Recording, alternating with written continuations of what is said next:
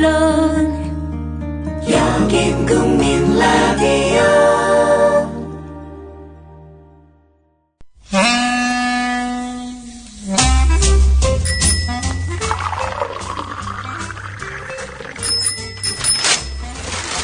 아침 신문 귀로 읽으세요. 김용민의 조간 브리핑. 차 살 때 어디서 검색했어? 카넥트요. 차 살 때 어디서 견적냈어? 카넥트요. 차 살 때 어디서 할인받았어? 카넥트요. 카넥트 모르세요? 구글 플레이 스토어나 애플 앱스토어에서 다운받은 앱이요. 차량 재원, 이미지 검색부터 결제 조건에 따른 견적 비교를 한 방에. 차 살 때 찾는 앱 카넥트를 지금 다운받으세요. 자동차의 모든 것 카넥트. 넥트 카넥트. 살균 탈취제 요즘 많죠. 향기도 다양하고 성분도 다양한데 우리 아이들 방에 그냥 뿌리기에는 마음에 좀 걸려요. 향기는 좋은데 안심해도 되는 건가요? 아이들이 얼마나 민감한데요. 우리 아이들 방에 뿌리는 건 안심하고 믿을 수 있어야 될 것 같아요. 이제 우리 아이 방을 자연 휴양림으로 만들어주세요. 피톤치드 캡슐 톡톡. 강력한 천연 항균은 기본. 피톤치드의 향기로움을 더해 기억력과 집중력을 향상시킵니다. 베개의 톡톡, 이불의 톡톡. 피톤치드와 함께 편안한 잠자리 톡톡. 검색창에 네이처 아이를 검색해보세요. 전국 약국에서도 판매 중입니다. 냄새 좋지? 엄마, 냄새 좋아. 왜 너만 멀쩡해? 다른 대로 돼! 똑같이 3차를 달렸어.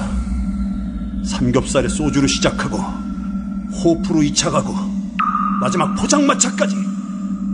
다들 정신을 못 차리는데 왜 너만 멀쩡한 거야? 다른 대로 돼! 안녕하세요, 전창걸입니다.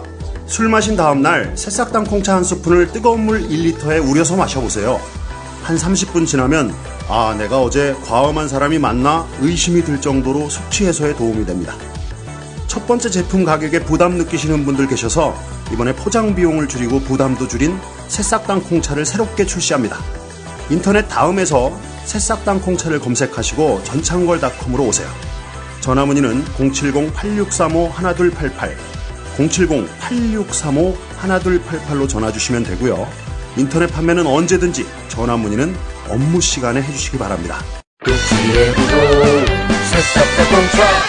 네, 11월 21일 금요일자 아침 신문 주요 기사 살펴보겠습니다. 김용민 PD의 조간 브리핑입니다. 안녕하십니까? 네, 안녕하십니까? 예, 새해 예산안 심사 얘기부터 좀 해볼까요? 예.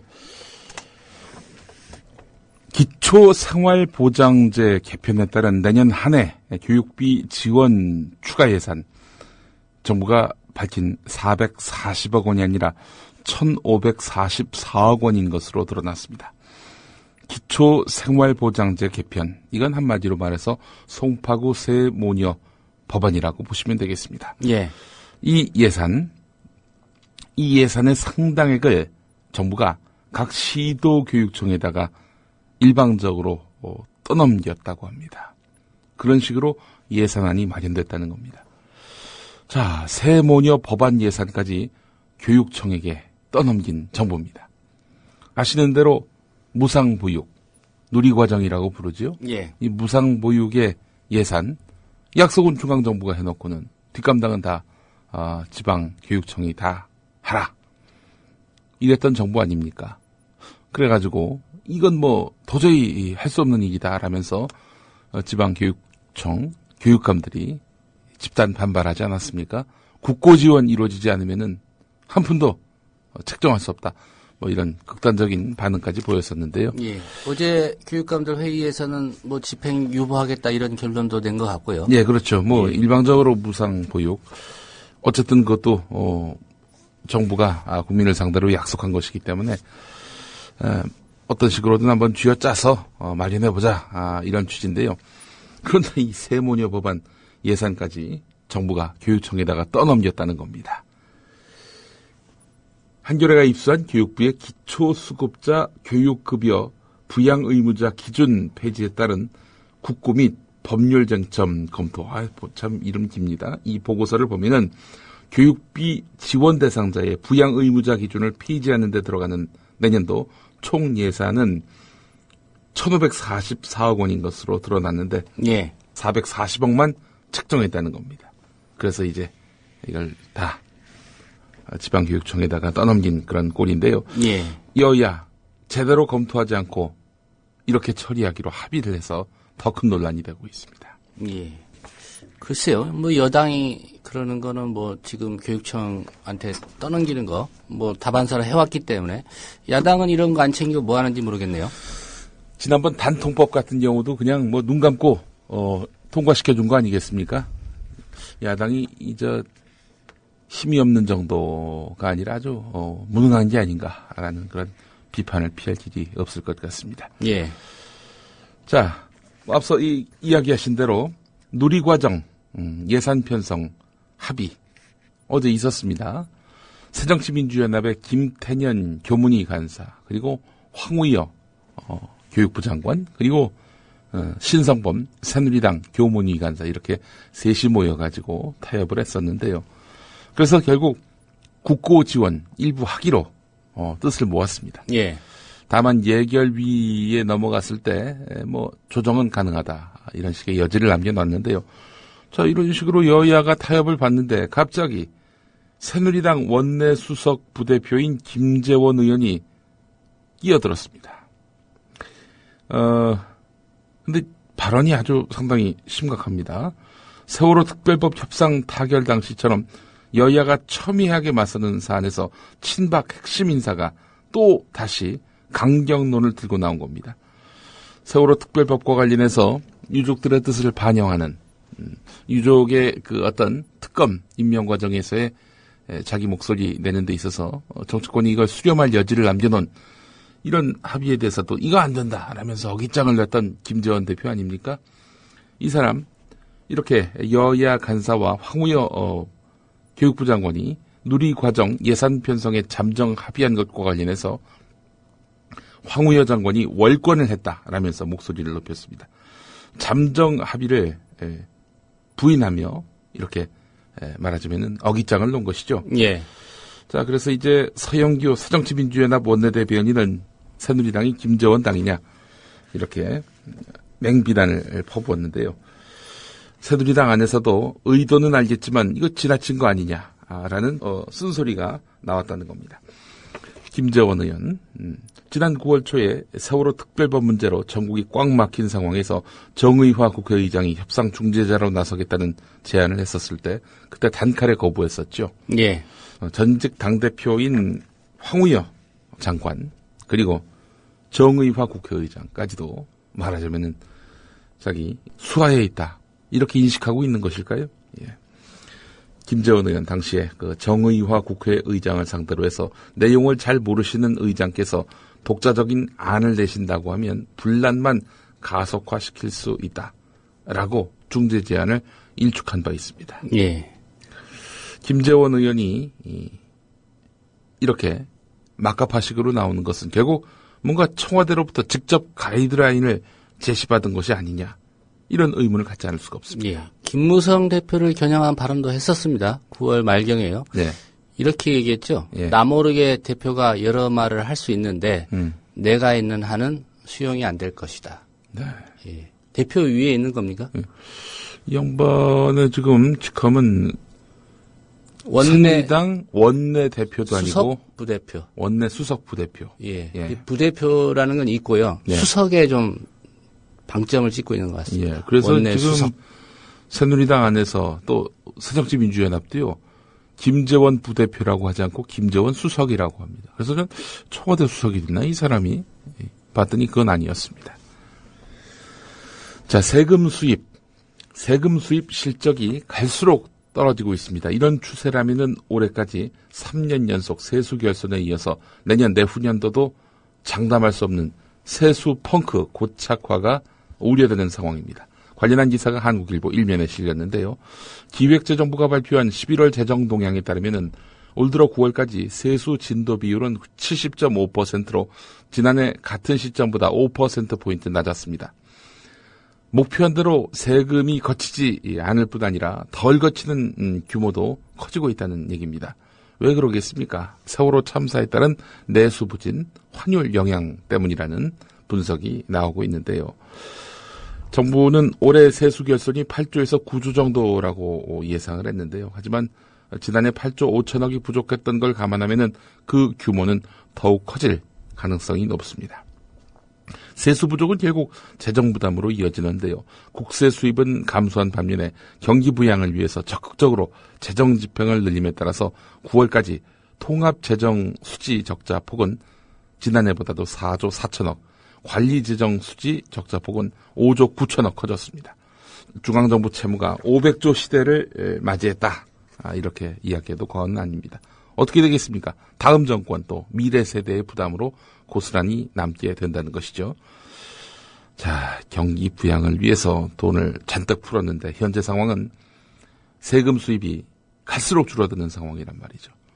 이렇게 무모하게 경제 정책을 운용해도 되는 건지 의문을 던지지 않을 수가 없습니다. 나라 빚이 500조 시대. 이야, 정말 나라 빚이라면 여기 중앙정부 채무를 말하는 겁니다. 예. 이거 어떻게 감당하려고 하는 건지. 한 해 예산이 300에서 400조인데 말이죠. 예. 가계부처는 1000조니까 뭐. 예.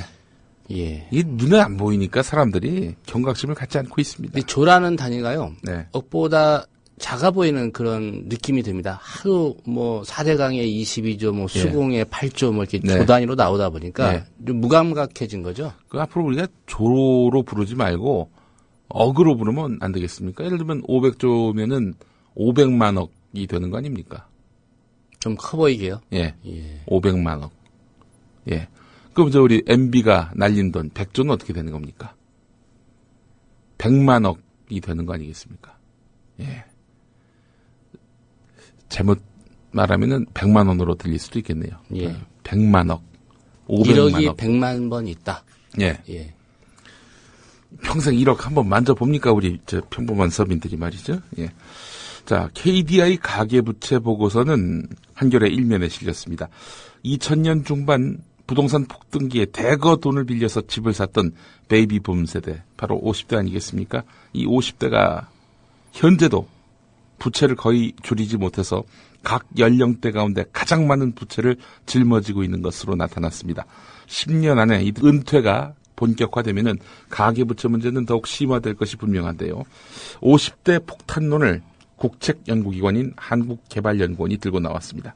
하지만 정부는 이런 상황에 대해서 대책 없이 지난 8월 부동산 활성화 등의 명분을 앞세워서 대출 규제를 푸는 등 오히려 가계부채 관리의 고삐를 풀고 있습니다.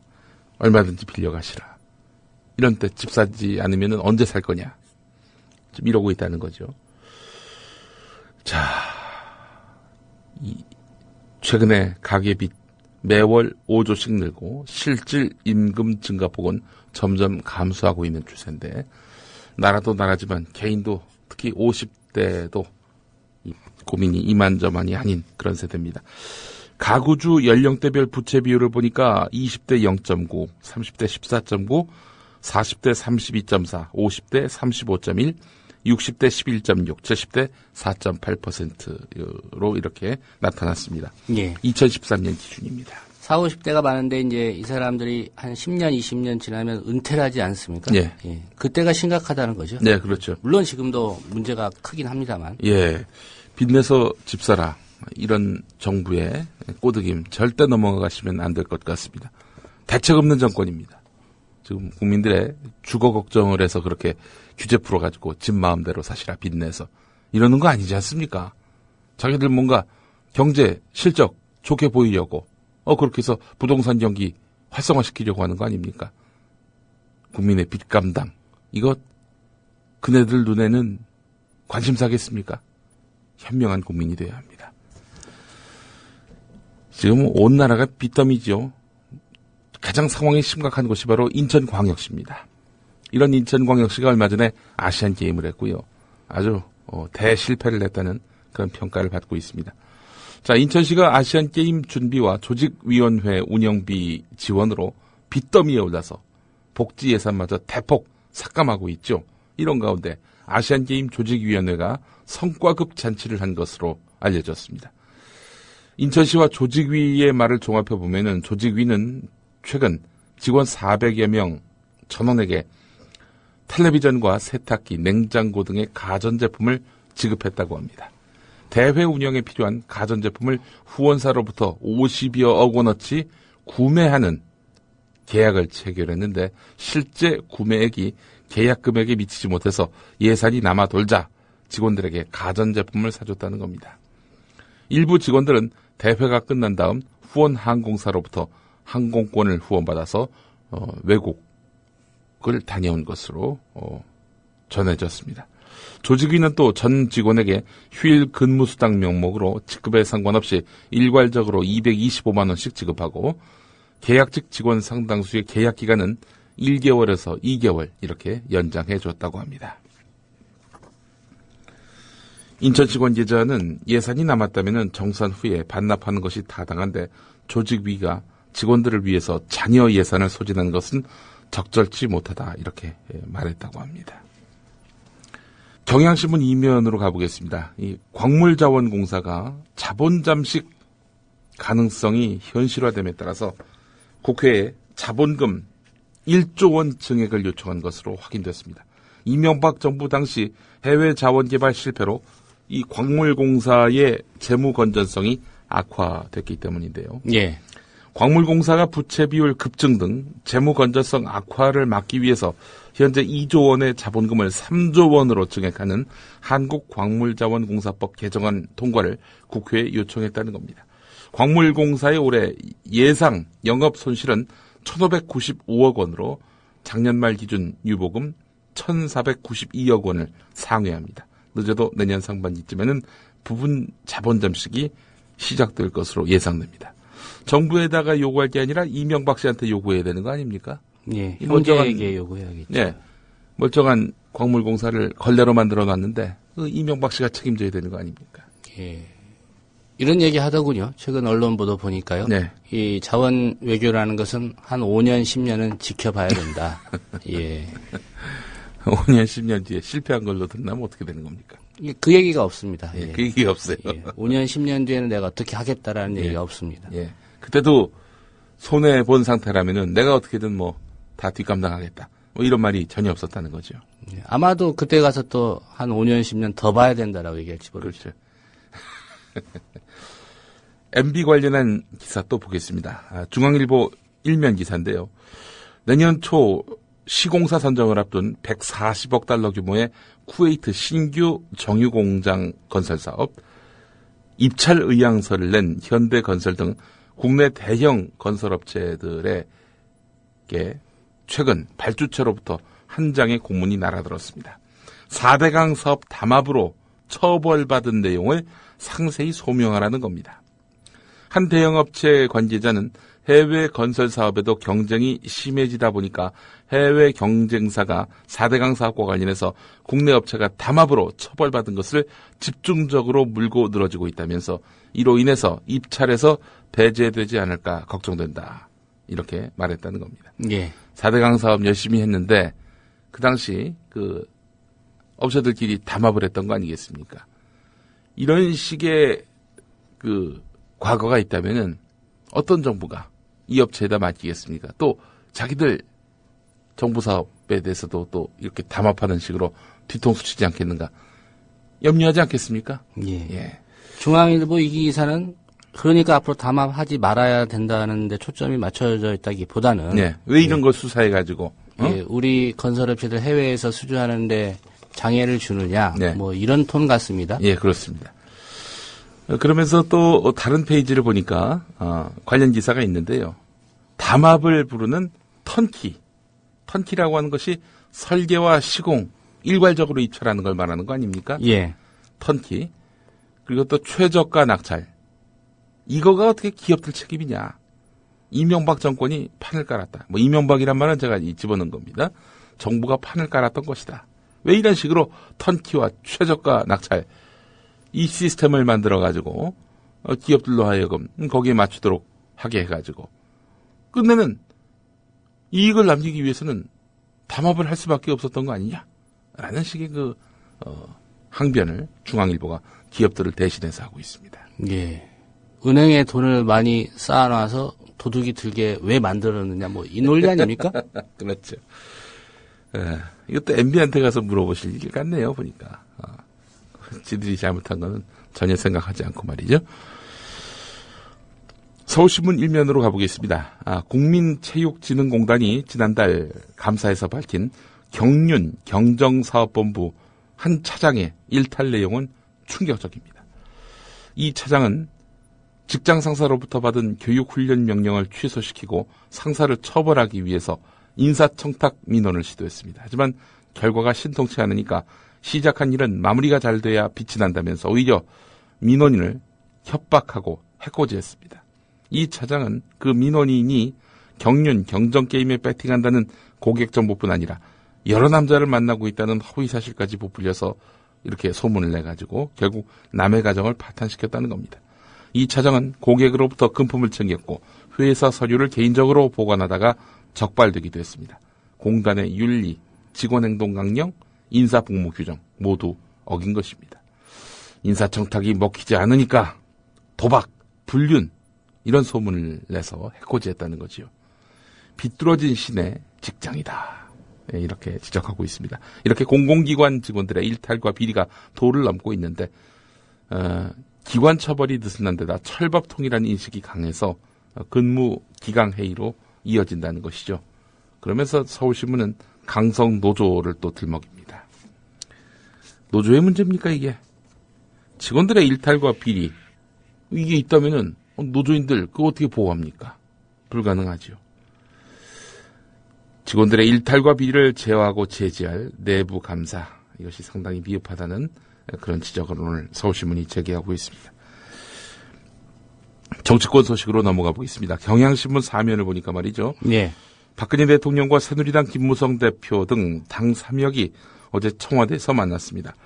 어제는 뭐 야당 대표도 이렇게 불렀다고 하는데 야당 대표는 우리가 지금 대통령의 지침을 받을 때냐 라면서 만나길 거부했습니다. 김무성 대표 들어가서 이렇게 여러 가지 대통령의 훈시를 들었다고 하는데 이런 액션을 두고 경향신문은 레임덕을 차단하기 위해서 직접 여당 관리에 나선 것 아니냐 이렇게 말하고 있습니다. 청와대를 향한 당의 불만을 의식해서 회동 내내 협조를 부탁하는 식으로 해가지고 몸을 낮추긴 했지만 대통령이 이 현안과 관련해서 직접 챙기고 있다는 점 이런 신호를 줌으로써 당의 군기를 잡으려고 했던 것 아닌지 볼 수 있다는 겁니다. 예. 자 여기 그 참석했던 김무성 대표는 어떠했느냐. 뭐 최근까지 박근혜 대통령과 뭔가 차별화된 그런 모습을 보이려고 했던 거 아니겠습니까? 정기국회 끝나면은 개헌 요구가 보물처럼 쏟아져 나올 것이다. 뭐 그런 말도 했었고요. 그렇게 해서 청와대를 자극시켰는데 근데 어제는 아주 몸을 낮췄다고 합니다. 송구스러운 마음입니다. 결실이 나올 수 있도록 노력하겠습니다. 라면서 낮은 자세를 유지했습니다. 최근 들어서 친박근혜계의 의원들이 잇따라 모임을 갖고 존재감을 과시하는 등 자신을 둘러싼 당 안팎의 환경이 우호적이지 않게 돌아가니까 청와대와 가급적 각을 세우지 않으려는 의도로 풀이가 되는데요. 뭐 대통령도 화기애애한 분위기 속에서 김무성 대표하고 마주했다고 합니다. 예. 저는 이 기사를 보면서 갑자기 왜 이 사건이 생각이 나죠? 어떤 사건입니까? 수원대 김무성 딸 채용 관련해서 김무성 무혐의 검찰 결론. 예, 검찰이 그런 처분 내렸죠. 왜 갑자기 이 기사와 그 사건이 연결될까요? 도무지 알 수가 없습니다. 글쎄요, 박근혜 대통령이 뭐 오라고 했으니까 갔겠죠. 예. 근데 이렇게 한번 자리 마련하는 게 어떻겠습니까라는 얘기는 누가 했을까요? 예. 그런데 이제 본래는 여야 대표를 모아서 예. 회동하자 이런 취지였습니다. 김무성만 따로 불러가지고 뭐 그동안의 그 구원을 씻자 이런 취지는 아니었습니다. 예, 뭐 당연히 해외 순방 장기간 했기 때문에 형식적으로는 그런 자리가 필요했겠죠. 네. 지금 아시겠지만 이제 뭐 한국일보 보도였죠. 네. 김기춘 비서실장 바꿀 수도 있다 보도 나왔었고요. 네. 뭐 연말 개각설도 나오는데 예. 뭐 그런 소리 함부로 하지 마라. 뭐 이런 의미도 있을 것 같고요. 예. 뉴타운 재개발 수십억 뒷돈 오갔다. 이런 국민일보 11면 기사도 주목됩니다. 서울 가재월 왕십리 거여 북아현지구라고 하는데 뇌물 등을 받고 사업비 부풀리고 뭐 이런 식이었다는 겁니다. 재개발 조합장 4명이 나란히 구속이 됐는데 철거업체는 조폭을 동원하기도 했다고 합니다. 조폭 동원해서 누구를 내쫓았겠습니까? 원주민 아니겠습니까? 뉴타운 때문에 덕을 많이 본 새누리당. 이 부분에 대해서 뭐 좀 할 말이 있어야 될 것 같은데 그런 생각이 듭니다. 조선일보 일면으로 가보면은 범죄 청정 지역이 거론됩니다. 보니까 강원도 철원, 충청북도 보은, 경북 봉화, 그리고 경남 산청, 그리고 전북 장수, 전남 진도. 지난해 살인 강도 단 한 건도 없었다는 겁니다. 이게 일면 톱입니다. 조선일보. 근데 이들 15개 군에 좋은 분들만 살아가지고 이렇게 살인 강도가 없는 건가요? 아니면은 사는 사람들이 별로 없어서 그런 걸까요? 제가 보기에는 일단은 사는 사람이 별로 없습니다. 예. 여기 다 군 아닙니까? 그렇죠. 다 군입니다. 예, 인구가 많은 뭐 군 지역이라고 볼 수 있는 데가 거의 없습니다. 제가 보기에는. 네, 뭐 물론 여기 사시는 분들 다 이렇게 그 선량한 농민분들이 많이 계시니까 뭐 그런 면도 있겠지만은 범죄 청정 지역 15개 군. 그러면은 살인 강도 비율이 높은 곳 대부분 다 대도시 아니겠습니까? 당연하겠죠. 예. 대도시는 범죄 우발 지역 뭐 그렇게 봐야 되는 건가요? 이런 건 일면으로 뽑았는지 뭐 조선일보가 다 이렇게 일면으로 뽑는 데에는 나름 또 어떤 정치적 회사 이익과 연계된 뭔가가 있을 텐데 말이죠. 오늘 제가 그건 짚어내지 못했습니다. 오늘 여기까지 하겠습니다. 네, 김현민 PD의 조간 브리핑이었습니다. 잘 들었습니다. 예.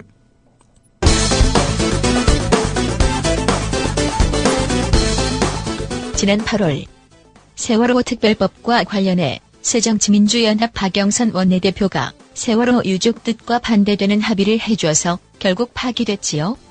여당은 발끈했습니다. 이완구, 김무성, 이완구 두 대표의 말을 차례로 들어봅니다. 무거운 책임 있는 대표라는 자리에서 도출한 합의가 또 뒤집힌다면 국민에 대한 예의도 아니고 정당 민주주의, 의회 민주주의에 대한 기본적 심각한 도전이라고 생각을 합니다.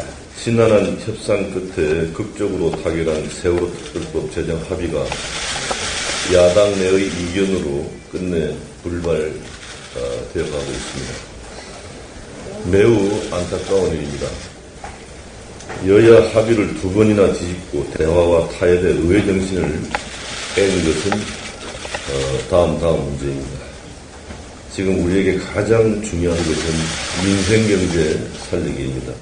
대단히 당혹스럽습니다. 과연 이렇게 해서 우리가 얻는 게 무엇이고 이 나라 정치는 어디로 가는가, 또 민주주의 본질은 무엇인가, 그리고 후대에게 무엇으로 이 문제를 설명할 수 있을 것인가. 어제 국민TV 뉴스K 오늘 오전 교문위 여야 간사인 신성범 새누리당 의원과 김태년 민주연합 의원이 황우영 교육부 장관과 의원회관에서 만나 누리과정 예산을 국고에서 지원하기로 구두 합의했습니다. 야당의 요구대로 누리과정 예산을 중앙정부가 책임지되 예결위에서의 일부 조정 가능성을 열어둔 겁니다. 이 같은 합의 내용이 언론에 보도되자 김재원 새누리당 원내수석 부대표가 즉각 기자회견을 열고 합의를 받을 수 없다고 거부했습니다. 사전에 논의하거나 당 지도부와 협의한 사실도 없고 우리 당은 그러한 합의를 할 의사가 전혀 없다는 점을 다시 한번 밝혀드리겠습니다. 교문위 야당 간사인 김태년 의원은 오후 기자간담회를 열어 이런 표현이 어쩔지 모르겠는데 일개 수석이 그러다 자당의 대표까지 지내신 분이 책임 있는 주무부처 장관으로서 여러 가지 상황들을 고려해서 합의한 것에 대하여 그렇게 그냥 한 칼에 잘라버리고 뒤엎어버리는 것이, 글쎄요, 제가 정치하면서 저 정치권에 들어온 지 10년이 조금 더 됐습니다만은 이런 경우는 제가 한 번도 못 본 것 같습니다. 김태년 의원은 어제 여야 원내수석 부대표와 교문위 간사가 가진 2+2 회동에서도 합의가 거의 마무리된 상황에 김 수석이 어딘가 전화를 한 후 합의를 뒤집었다고 주장했습니다.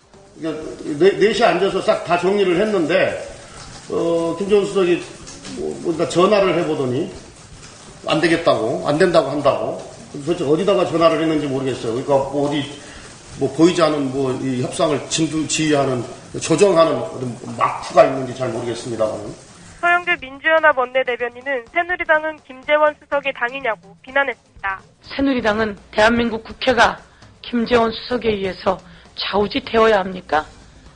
대한민국의 보육이 김재원 수석에 의해서 좌우지되어야 합니까? 어제 김재원 원내수석 부대표의 일방적 파기.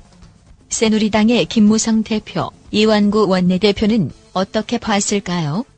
일관성이 있는 분들이라면 이렇게 이야기했겠죠? 국민에 대한 예의도 아니고 정당 민주주의, 의회 민주주의에 대한 기본적 심각한 도전이라고 생각을 합니다. 지난한 협상 끝에 극적으로 타결한 합의가 끝내 불발되어가고 있습니다. 매우 안타까운 일입니다. 대화와 타협의 의회 정신을 깬 것은 다음 문제입니다. 지금 우리에게 가장 중요한 것은 민생경제 살리기입니다.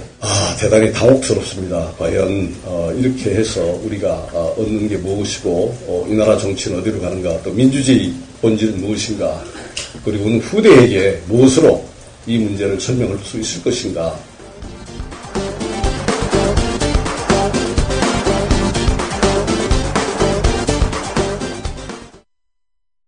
대통령의 눈물 몇 방울에 이미 완전히 침몰한 세월호는 또 한 번 물속으로 가라앉았습니다.